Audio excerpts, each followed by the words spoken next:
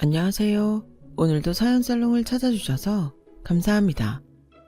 저는 아들 하나를 둔 30대 후반 이혼녀입니다.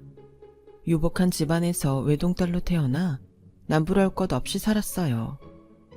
저희 부모님은 사업을 하셨는데 사업 수완이 좋으셔서 강남에 제법 큰 건물도 두 채 가지고 계신 부유하신 분들이십니다. 전 사업 수완이 좋으신 부모님을 존경하지만 가업을 물려받지는 않았어요.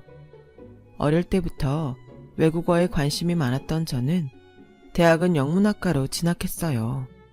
그리고 통번역사로 진로를 정한 저는 통번역 대학원으로 진학하게 되었죠. 대학원을 다니던 도중 당시 아버지의 아는 분 소개로 의사인 남자를 소개받게 되었어요. 아버지 지인분의 소개라 신뢰가 있었거든요. 저희는 몇 번의 애프터를 통해 더 만남을 가졌고 서로 사귀는 사이가 되었어요. 남자친구는 다른 건 다 좋았는데 딱 한 가지, 자기 기준에서 어긋나는 것을 이해하지 못하는 것이 흠이었는데요. 한 번은 데이트 중에 남자친구가 이런 이야기를 한 적이 있었어요. 자기야, 저번에 결혼한 내 친구 기억하지? 자기 대학 동기라고 했던 그 사람? 그 친구 와이프가 결혼하고 나서 직장을 때려치웠대. 아, 그래? 임신했어? 그런가 봐. 그래도 임신 초기면 조심해서 일을 할 수 있지. 요즘 같은 세상에 여자도 돈을 벌어야지. 맞는 말이긴 한데 아무래도 임신 중에 일하긴 힘들지 않을까? 산 달 다가온 것도 아닌데 나랑 같이 일하는 여자 의사들은 배불러 와도 출근하고 그러는 사람들 많아.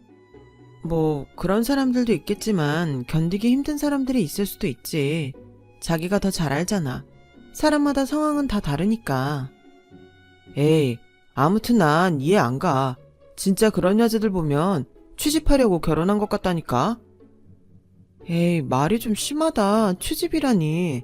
얼마나 힘들면 일을 그만뒀겠어. 일하다가 진통 와서 애 낳으러 가는 여자들도 있는데 난 아무튼 그런 여자들 보면 이해 안 가고 이해하고 싶은 마음도 없어. 딱 질색이야.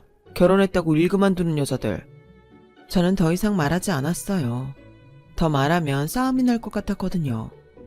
그런 점 빼고는 사람 성실하고 저에게 잘하고 해서 어느덧 이 남자와 결혼을 약속하게 되었어요. 남자친구에게 프로포즈를 받고 얼마 안 가 상견례를 하게 되었어요.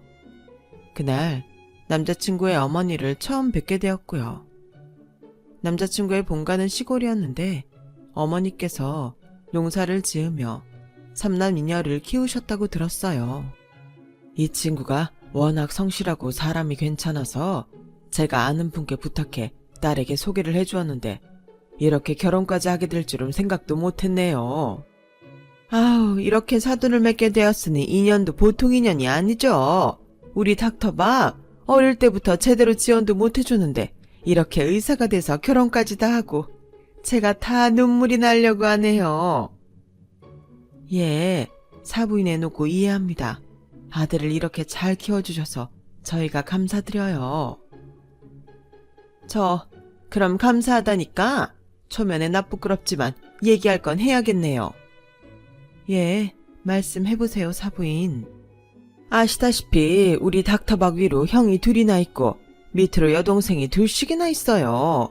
근데 닥터박이 자기 형보다 더 먼저 결혼을 하고 제가 이래저래 자식들한테 돈 들어갈 곳이 많다 보니 결혼 지원이 어려울 것 같습니다.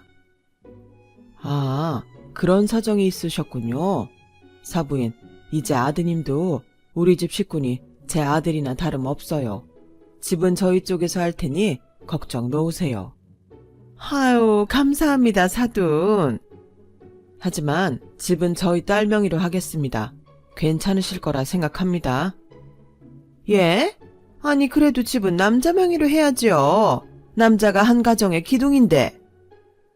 저희 부모님은 시어머님의 너무나 당당한 말에 말문이 막혀 당황하셨지만 아버지가 침착하게 말씀하셨어요. 예, 사돈 쪽에서 집을 해오면 명의를 닥터박 명의로 하겠지만 그게 아니지 않습니까? 그리고 남자가 가정의 기둥이라는 사고방식은 구식이라고 생각해요. 사돈, 요즘은 여자들도 가장의 역할들을 아주 잘 해내고 있습니다. 제 딸도 결혼해서 일을 계속하는 걸로 알고 있고요. 그러면 둘 다 집안의 기둥이 아닌가요? 아니, 그러다가 둘이 이혼이라도 하면 우리 닥터박이 맨몸으로 쫓겨나는 거 아닌가요? 상견례 자리에서 이혼 이야기를 꺼내는 시어머니가 무척이나 당황스러웠어요. 이때 알아보고 파혼을 했었어야 했을까요? 저의 무지가 저희 부모님에게 상처를 줬을 줄은 그때는 상상도 하지 못했어요. 아니 사돈, 말씀이 지나치십니다. 애들 이제 결혼해서 새롭게 시작하려는데 이혼이라뇨? 가당치도 않습니다. 사돈이 아드님의 행복을 바라시는 것처럼 저도 제 딸의 행복만을 바랄 뿐입니다. 부디 뜻을 왜곡하지 말아주세요.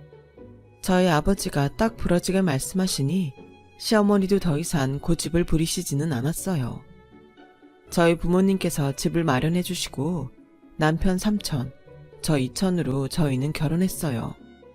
결혼하고서도 남편은 여전히 의사로 일했고 저 역시 여행 통역 안내사로 여행사에 소속되어 활동하며 잘 벌었기 때문에 경제적으로도 풍족했어요.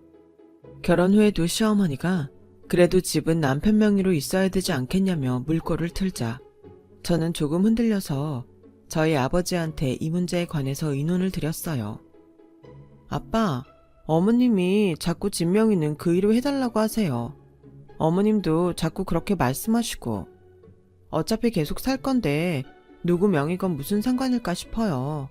그래서 남편 명의로 바꿀까 하는데 안 된다. 난 아무래도 네 시어머님 되는 사람 인품이 의심스러워. 상견례 자리에서 이혼 이야기를 꺼내는 것도 난 솔직히 많이 놀랐단다. 그래서 명의를 박서방 명의로 바꾸는 것도 썩 내키지가 않아. 그래도 이제 제 남편인데 사람 일 어떻게 될지는 아무도 몰라. 일단 네가 쥐고 있을 건 절대 놓지 말아야 한다. 내 말 무슨 말인지 알겠니? 저는 집 명의에 관한 문제에 대해서는 아버지의 뜻에 따랐어요.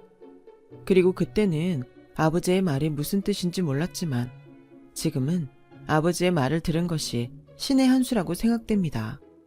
시어머니는 집이 여전히 제 명의로 된 것에는 불만스러워하셨지만 그래도 둘 다 맞벌이고 제가 항상 양가의 용돈 겸 생활비를 드렸기 때문에 시댁에서도 늘 고마운 며느리라 하면서 대접했어요. 명절과 제사를 제외하고는 시집살이 크게 없이 기본적인 며느리 도리하며 살았어요. 결혼한 지 2년쯤 지났을 때 저는 임신을 하게 되었어요.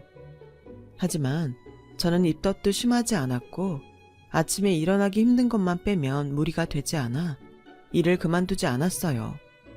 제 커리어에 대한 욕심도 있었고요. 임신 중에 남편과 시어머니는 저에게 일을 그만두지 말라고 은연중에 압박했어요. 제가 만약 임신 기간 중에 몸이 많이 힘들었더라면 그 말들 때문에 스트레스를 받았겠지만 저는 일을 그만둘 생각이 없었기에 그저 한 귀로 듣고 한 귀로 흘렸어요. 어느덧 예정일이 다가오고 회사에 2달 정도 육아휴직계를 냈어요. 그 사실이 시어머니 귀에도 들어갔는지 시어머니한테서 전화가 왔어요. 너 애 낳는다고 일을 그만뒀니? 그 좋은 직장을 왜 그만두니? 요즘 세상에 여자도 일을 해야지. 어머니, 저 일 그만둔 게 아니라 육아휴직계 낸 것뿐이에요. 육아휴직? 얼마나 쉬는데? 2달 정도 냈어요. 그 정도는 쉬어줘야 몸에 무리가 없어요. 뭐, 2달? 아니 그러면 우리 닥터박이 2달 동안 널 먹여 살려야 하는 거냐? 네? 어머니 그게 무슨... 나 때는 애 낳고 미역국 한 그릇 먹고 그 다음날 바로 밭에 일하러 나갔다. 근데 육체노동을 하는 것도 아닌 애가 2달씩이나 애 낳았다고 쉬냐? 어머니, 지금은 어머니 때하고 시대가 많이 달라요. 그리고 그렇게 몸조리도 안 하고 바로 일하면 나중에 늙어서 후유증 심하게 와요. 그럼 너 쉬는 동안 우리 닥터박이 번 돈으로 놀고 먹을 거냐? 어머니, 말씀이 심하세요. 그리고 육아휴직해도 월급 아예 안 나오는 거 아니에요. 그러니까 어머니 아들 걱정은 안 하셔도 되겠네요. 그래? 돈이 나온다고? 알았다. 애 낳으면 병원으로 한번 가마. 돈이 나온다는 이야기를 듣고 시어머니의 목소리는 금세 부드러워지셨어요. 전화를 끊고 화가 많이 났지만 그래도 이해하려고 했어요. 하지만 아무리 시골분이시지만 제 상식선에서는 이해는 안 됐어요. 출산일이 가까워진 어느 날 진통이 시작되고부터는 저는 난생 처음 출산의 고통이 어떤 것인지 알게 되었어요. 정말 너무 아파서 어떻게 애가 나왔는지 기억이 나질 않았어요. 2번 다시 경험하고 싶지 않았습니다. 그렇게 저는 아들을 출산했어요. 아이가 태어나고 저희 부모님, 아이 소식에 하루 늦게 시골에서 올라오신 시어머니, 남편이 병원에 왔어요. 저희 부모님은 아이가 저와 남편의 좋은 점만 닮았다면서 좋아하셨고 시어머니도 아들을 낳았다며 기뻐하셨어요. 아들 낳느라 수고했다. 아니에요. 어머니 여기까지 오시느라 많이 힘드셨죠? 힘들긴 내 손주 보러 오는 건데. 아, 그건 그렇고 2달 뒤면 다시 일하는 거냐? 이제 막 출산한 며느리한테 일 언제 다시 시작하냐는 소리를 하는 저희 시어머니 때문에 저희 부모님은 적잖이 당황하셨어요. 남편도 평소에는 시어머니와 한뜻이지만 그날은 장인장모 있는 앞에서 그런 소리를 하는 시어머니 눈치를 보느라 안절부절했어요. 네, 2달 뒤에 바로 복직할 계획이에요. 근데 맞벌이 하면 애 봐줄 사람이 필요한데 애 봐줄 사람 못 구하면 복직을 좀 미루려고요. 뭐? 그런 말 없었잖아. 남편이 저희 부모님의 눈치를 보며 목소리를 낮춰 저에게 속삭였어요. 저는 그런 남편을 팔꿈치로 쳤어요. 아니, 애가 뭐 알아서 크는 거지. 뭐 그런 걸로 일을 안 하려고 그러니? 너 지금 집에 눌러 앉으려고 그러는 거니? 애들이 뭘 알아서 커요. 돌봐주는 사람이 있어야 잘 크는 거죠. 아니면 어머님이 봐주시면 안 돼요? 뭐? 난 못한다. 다 늙어서 어떻게 애를 보니? 어머니 애 보는 건 싫으시고 제가 밖에 나가서 일했으면 좋겠고 어떻게 어머니 하고 싶은 대로 다 하시려고 그러세요? 애 낳자마자 이런 소리를 들어야 하는 제 자신이 너무 불쌍해서 저도 순간 욱하는 감정에 시어머니께 호소했고 그 상황을 옆에서 지켜보시던 친정엄마가 저를 말리시며 말씀하셨어요. 예, 그만해라. 어른들한테 그렇게 말하는 거 아니다. 사돈, 애라면 제가 봐줄 테니 걱정하지 마시고 이제 막 애 낳아서 힘들 텐데 이제 그만 쉬게 해주세요. 엄마 무릎도 안 좋으면서 무슨 애를 봐. 아유, 사부인이 그렇게 말씀하시니 제가 마음이 편하네요. 집에서 노는 사람이 애를 봐야죠. 암요. 시어머니는 그렇게 말씀하시고는 저에게 쉬라고 하면서 병실을 나갔어요. 저는 친정엄마께 너무나 죄송스러웠어요. 딸둔 죄인이라는 말이 꼭 엄마를 향해서 만든 말 같았어요. 엄마, 미안해. 엄마 무릎도 안 좋은데. 엄마는 괜찮아. 내 딸이 낳은 내 손주인데 엄마가 뭐가 힘들겠어. 넌 걱정하지 말고 몸조리나 잘해. 엄마, 내가 엄마 아이 보는 비용까지 용돈으로 해서 드릴게. 이렇게밖에 못해서 미안해. 얘는 내가 돈 벌라고 애 봐준다는 줄 아니? 딸한테 친정엄마가 왜 있는 건데? 엄마, 저는 엄마를 끌어안고 울었어요.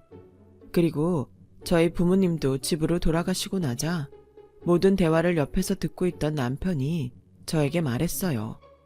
장모님한테 애 봐주는 비용을 드리겠다니 그런 걸 왜 나하고 상의도 없이 너 혼자 결정해? 뭐? 우리 엄마 무릎 안 좋으신 거 당신도 알잖아. 그런 분이 아이까지 봐주신다는데 당연히 들어야 하는 거 아니야? 아니, 남의 애도 아니고 손주 봐주시는 건데 그걸 왜 드리냐고. 그 당연한 걸 당신 어머니는 왜 못하시겠다는 건데? 걱정하지 마. 당신 돈으로 더럽고 치사해서 안 줄 거니까 내 돈으로 내가 드릴 거야.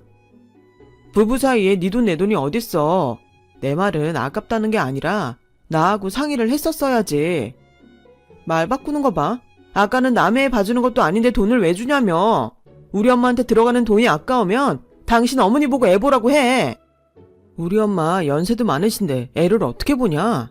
그리고 우리 엄마도 무릎 안 좋아. 우리 엄마도 나이 많이 먹었어. 네 엄마만 무릎 안 좋냐? 몇 번이나 말하지만 우리 엄마 무릎도 안 좋아. 니네 집이야말로 니네 손주 아니냐? 애 보기 싫어서 그런 거 가지고 자꾸 핑계는. 아, 더 이상 그만 말해. 말꼬리 자꾸 늘어져봤자 싸움만 하지. 너 분명 네 돈으로 한다고 했다. 네가 한 말 지켜라. 저게 남편이라는 작자 입에서 나올 소리인지 제가 결혼을 잘못한 걸까요? 애 낳은 지 하루 만에 정말 별이 별말을 다 들었던 것 같아요. 2달의 육아휴직이 끝나고 친정엄마가 아이를 봐주시는 덕분에 저는 무사히 일선으로 돌아올 수 있었어요. 결혼과 동시엔 시댁엔 매달 50만 원씩 드렸어요. 결혼 5년 차부터는 매달 70, 그리고 8년 차부터는 80씩 드렸어요. 반면에 친정에는 출산 후 아들 봐주시는 수고비로 제가 따로 드리는 돈을 포함해 100씩 드렸어요. 저희 부모님이 집을 마련해 주신 덕분에 그 흔한 대출금 하나 없다 보니 저축도 하고 넉넉히 살았죠. 그러다 코로나로 여행업계에 불황이 닥치면서 제가 실직하게 되어 남편 외벌이가 되었어요. 제가 실직했다고 말하니 남편이 했던 말이 아직도 생생하게 떠오르네요. 여보, 나 정리해고 당했어. 뭐? 아니 왜? 갑자기? 코로나 때문에 회사가 많이 어려워졌어. 그래서 통역사들이 회사에서 불필요해져서 나 말고도 정리해고된 사람들 많아. 잘린 거 맞아? 당신이 그만둔 거 아니지? 여보, 내가 내 일에 대해 얼마나 욕심 있는지 알면서 나 임신기간 내내 일했던 사람이야. 어떻게 그렇게 말할 수 있어? 아, 아님 됐어. 그래서 앞으로 어쩔 건데? 일단 3개월 실업급여 받으면서 그 기간 동안 일자리 찾아봐야지. 이번 기회에 좋구나 하고 집에 들어앉을 생각이라면 꿈 깨는 게 좋을 거다. 알지? 나 그런 여자들 질색인 거. 진짜 말하는 것 좀 봐. 걱정 마. 어떻게 해서든 일할 거니까. 말은 그렇게 했지만 막막했어요. 저는 더 이상 취업시장에서 젊은 나이가 아니었기 때문에 재취업에 어려움을 겪을 것이라는 게 예상되었기 때문이죠. 그래도 평생 영어로 먹고 살았던 덕분에 3개월 실업급여를 받은 뒤 번역일이나 영어 과외로 부수입을 벌 수 있게 되었어요. 친정과 시댁에 상황을 설명하고 원래 드리던 용돈에서 다시 월 50씩 드렸어요. 친정 부모님은 사정이 어려우면 어차피 받으려고 한 돈도 아닌데 자신들한텐 신경 쓰지 말라고 하셨어요.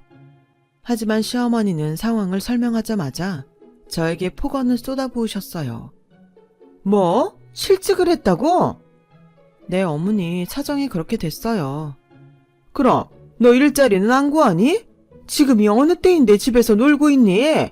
같이 맞벌이해도 한 푼이 아쉬운데 그 좋은 직장을 왜 그만둬? 의사 사모님 행세하면서 내 아들 등골 빨아먹을 생각이니? 저는 화가 많이 났지만 그래도 침착하게 시어머니께 설명했어요. 어머니, 제가 그만둔 게 아니라요. 코로나 때문에 실직한 거예요. 정리해고 당했다고요. 그리고 아예 노는 거 아니고 과외나 번역일 조금씩 하면서 살림에 보태고 있어요. 어머님 아들 혼자 벌고 있는 거 아니니까 안심하세요. 그렇게 일해가지고 얼마나 보탠다고? 제대로 된 일자리를 구해야지. 제가 정식으로 출근하는 것은 아니지만 그래도 엄연히 일하고 있고요. 제가 며느리로서 잘못한 것도 없는데 너무하신 거 아니세요? 네가 며느리 도리를 다 했단 말이냐? 꼴랑 한 달에 100도 안 되는 푼돈 준 걸로? 오냐? 며느리 도리라는 게 뭔지 알려주마. 그때부터였어요. 그간 못 시킨 시집살이 시키겠다는 것인지 틈만 나면 절 시댁으로 불러서 가정부 부리듯이 부려먹기 시작했어요. 너 오늘 뭐하니? 내일 과외 때 할 수업 준비 말고는 딱히 없어요. 그럼 너 우리 집 좀 와라. 집으로 오라고 하시길래 시어머니 댁으로 가니 시어머니는 마치 작정하신 듯이 밀린 집안일로 가득한 집안을 보여주셨어요. 며칠 동안 쌓아둔 설거지거리, 언제 내놓은지 모를 음식물 쓰레기들, 그리고 산더미처럼 쌓인 빨래들. 내가 그동안 몸이 아파서 집안일을 하나도 못했지 뭐니. 나 나갔다 올 동안 설거지하고 빨래도 좀 해놓고 청소기도 한번 싹 돌려라. 아, 그리고 걸레로 바닥 좀 닦고. 예? 그걸 왜 제가... 그럼 집에서 노는 사람이 해야지 누가 하니? 아, 그리고 커튼도 좀 싹 걷어서 손빨래 좀 해다오. 커튼은 세탁기 돌리면 때 잘 앉아서 말이야. 그럼 수고해라. 그날은 하루 종일 시어머님 댁에서 밀린 집안일을 하다가 결국 과외 준비도 제대로 못하고 집으로 돌아갔었네요. 설거지를 얼마나 오래 안 했으면 그릇에 양념이 그대로 굳어서 벗겨내는데 꽤나 고생을 했어요. 그리고 반드시 취업해서 이 집안일에서 벗어나야겠다는 생각도 들더라고요. 하지만 현실은 쉽지 않았어요. 저보다 새파랗게 젊은 친구들도 취업이 되질 않는 마당에 나이 많고 결혼한 유부녀인 저를 뽑아주는 회사는 거의 없었어요. 시어머니는 틈만 나면 불러대서 시집살이를 시키고 하니 제 번역일과 과외 일에도 지장받고 재취업을 할 시간은 점점 줄어들었어요. 어느 날은 어머니가 배추가 싸게 나왔다면서 배추를 한 무더기 사와 저에게 김장을 시키질 않나. 나중에는 시누이 결혼할 남자가 집에 온다면서 저보고 음식 좀 해달라는 거 아니겠어요? 정말 저는 그 집 가정부나 다름없었던 것 같아요. 그렇게 혼자 부엌에서 방방 뛰어다니며 음식 준비를 하고 대접을 해도 돌아오는 건 시어머니와 시누이의 반찬 투정뿐이었어요. 어머, 언니 음식이 다 너무 짠 거 아니에요? 집에서 음식 안 해요? 너 지금 이따위 음식 솜씨로 항상 우리 아들 밥 차려주는 거냐? 아우, 엄마 너무 그러지 마. 처음엔 다 그런 거지 뭐. 결혼한 지 몇 년 차인데 아직도 저렇게 부엌일이 서툴러. 그동안 꼴 같지도 않은 돈으로 유세만 부렸지? 시어머니와 시누이가 말할 때마다 몇 번 폭발할 뻔했지만 간신히 참고 집에 와서 남편에게 다 쏟아냈어요. 진짜 어머니하고 아가씨 나한테 너무하신 거 아니야? 나 곧 마감일 다가오는 번역일도 미루고 어머니 댁에 가서 하루 종일 하녀처럼 일하고 왔어. 그런데 어떻게 그러실 수가 있어? 겨우 그거 하고 투정 부리는 거야. 다른 집 며느리들은 더 심한 말도 들어. 그나마 우리 가족들이니까 그 정도 선에서 교양 있게 멈춘 거야. 뭐? 교양? 며느리 실직하고 시집살이 시키는 게 그게 당신네 집 교양이야? 솔직히 당신 시집 와서 한 게 뭐 있어? 우리 엄마 생신상을 차려드렸어? 아니면 시집 행사를 다 챙겼어? 그냥 명절날 한두 번 얼굴 들이민 게 다 아니야? 그동안 못했던 거 지금 한가할 때 한다고 생각하면 되지. 왜 그렇게 사람이 꼬였어? 내가 한 게 뭐가 없어. 우리 양가 부모님한테 드리는 용돈 다 내 돈으로 나간 거 몰라? 그리고 내가 일부러 시댁에 안 갔어? 나도 일하면서 눈코 뜰 새 없이 바빴어. 내가 가끔 쉬어서 주말에 어머님 댁 가자고 하면 자기도 쉬어야겠다고 딴소리 찍찍 했잖아. 그래놓고 뭐? 나는 그 와중에도 내가 좀 더 아껴 쓰더라도 부모님들 용돈 더 드리려고 더 신경 쓴 게 나야. 내가 한 게 뭐가 없어. 그럼 지금은 돈 안 버니까 몸으로 떼어면 될 거 아니야. 그것도 안 하고 집에서 놀 생각이었냐? 의사 사모님 소리는 그냥 들을 생각이었어? 의사 사모님? 너 아직도 그 소리니? 내가 그렇게 속물로 보였어? 당신은 도대체 나랑 왜 결혼한 거야? 집 잘 살고 부모님이 안정적인 직업을 가졌으니까 했지. 순간 배신감이 밀려왔어요. 아무리 모진 말을 듣더라도 이런 감정을 느꼈던 적은 없었는데 말이에요. 그리고 그동안 속상했던 감정들이 복받쳐 오르기 시작했어요. 결국 배경이었네. 속물은 당신이었네. 근데 어디서 의사 사모님 우는애? 나 실직하고 안 그래도 일자리 잃어서 서러운데 언제 따뜻한 말 한마디라도 해준 적 있어? 그냥 돈 안 번다고 어머니하고 같이 구박이나 해댔지. 처음부터 너라니까 제대로 못 알아본 내 잘못이지. 더 이상은 같이 못 살겠어. 우리 이혼해. 이혼? 이혼할 거면 집하고 재산 다 내놓고 애 나한테 주고 너만 혼자 나가. 집을 왜 당신이 가져가? 이거 우리 아버지가 해준 집이거든? 이 집 해올 때 당신 돈 한 푼이라도 들어간 거 있어? 부부간 재산은 공동인 거 몰라? 정 이혼하고 싶으면 집 4명으로 돌려놓고 나가. 안 그럼 이혼은 없어. 저희 부부는 그 이후로 각방을 쓰게 되었어요. 결혼할 때 꼴랑 3천 가지고 온 놈이 무슨 집을 요구하는지 어이가 없었어요. 그리고 남편의 말이 마음에 걸렸어요.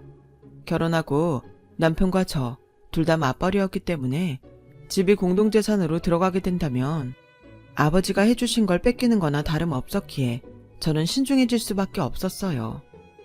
남편이 지방으로 세미나를 간 어느 날 시어머니한테서 전화가 와서 받았더니 대뜸 저보고 야! 하며 소리치시는 게 아니겠어요? 전 당황했지만 침착하게 물었어요. 어머니, 무슨 일이세요? 넌 시댁을 도대체 뭘로 보는 거냐? 우리 집이 그렇게 우스워? 어머니, 뭘 어머니를 우습게 봤다고 그러세요?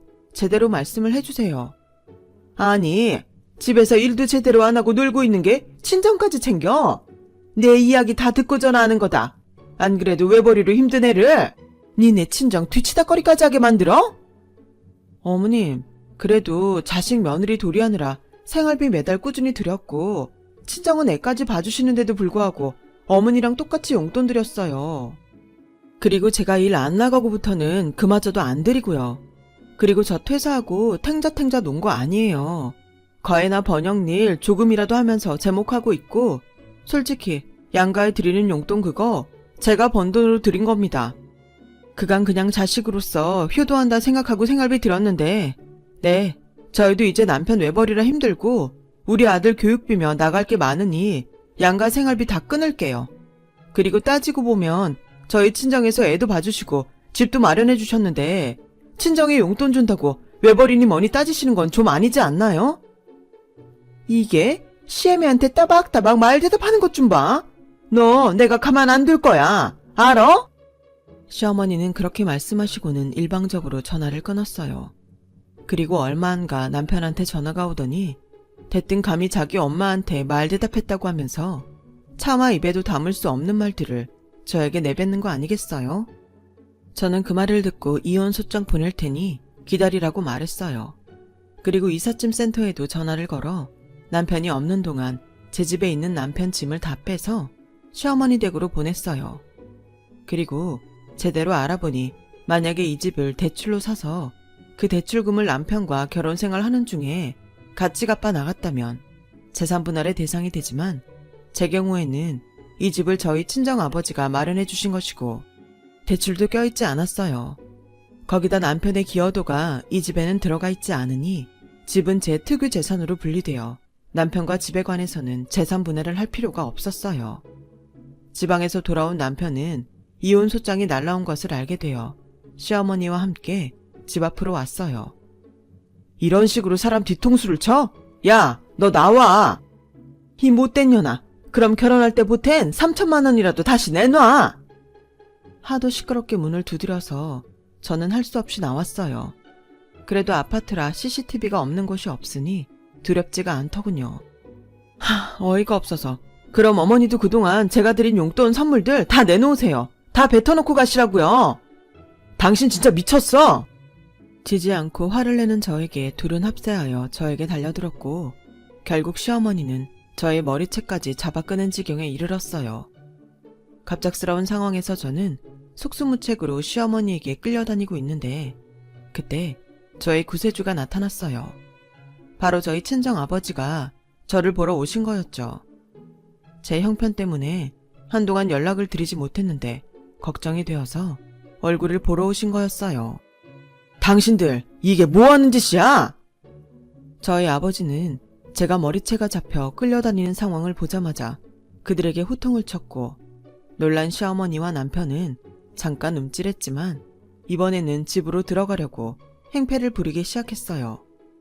하지만 그걸 보고 가만히 있을 저희 아버지도 아니었죠. 아버지는 바로 어딘가로 전화를 거셨어요.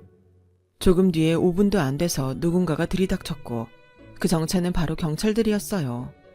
경찰들은 곧바로 행패를 부리고 있는 그들을 잡아 끌었어요.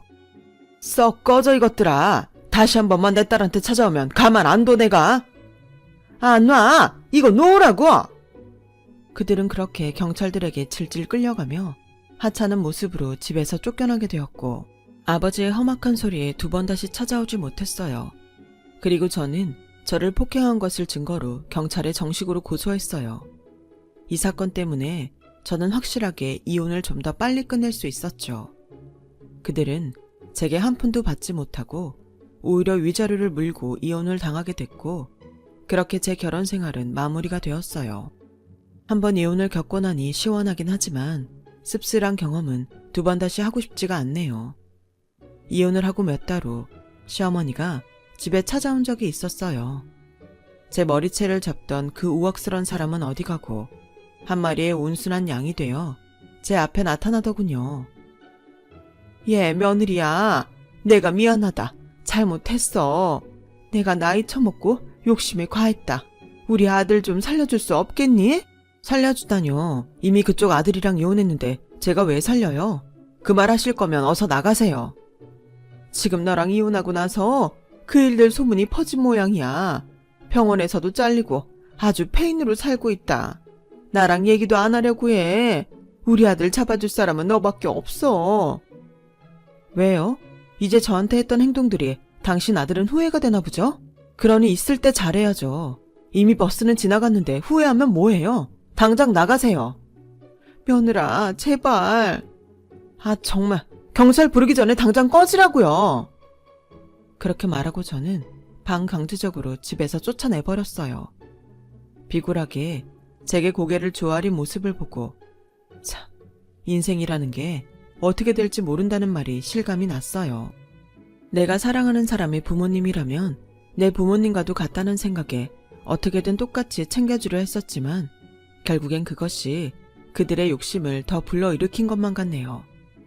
저 역시 이제는 착한 며느리, 착한 와이프 탈출해 내 자식, 우리 부모님을 더 챙기고 살 거예요. 긴 사연 들어주셔서 감사합니다. 들어주신 여러분의 가정에 행복이 가득하시길 진심으로 바랍니다. 여러분, 사연 댓글에 응원과 현명한 조언 부탁드려요. 좋아요와 구독은 저에게 큰 힘이 됩니다. 오늘도 좋은 일 가득하세요.